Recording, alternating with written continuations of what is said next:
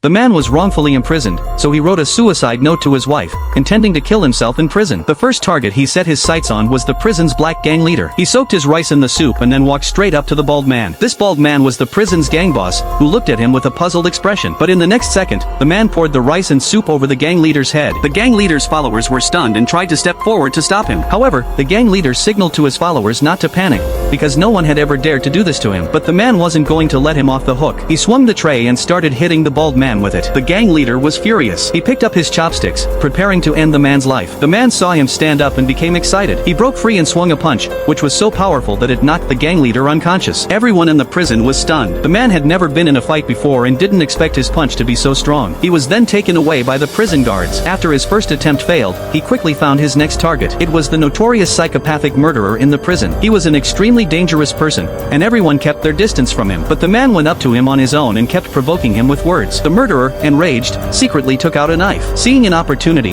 the man grabbed the knife and stabbed himself. But to his surprise, the once feared murderer became timid and hesitant to strike. The murderer was bewildered. He never expected to encounter someone even more ruthless than himself in his career. The murderer completely broke down. He collapsed to the ground and began to wail. This left the man at a loss. Soon, the man's actions spread throughout the prison, and he became the new prison boss. Everyone was afraid to get close to him, and even the prison guards dared not look him in the eye. They even had to give him special treatment. But this was not what the man wanted. One day, a fellow inmate revealed during a meal that someone had tried to escape the night before and was shot dead by the guards. The man saw this as another chance to die. That evening, he escaped alone and started shouting in the courtyard, hoping the guards would shoot him. The warden had already noticed through the surveillance and was about to grant his wish. The guards surrounded him, and just as they were about to fire, the warden recognized the man's face on the monitor and stopped the guards from shooting. Once again, the man's plan to die failed, and he was put in solitary confinement. The man was originally a third-rate lawyer. He took on a case, and while investigating and gathering evidence, he was involved in a car accident. When he woke up again, he was forcibly arrested by the police because a large amount of cash and gold bars were found in his office.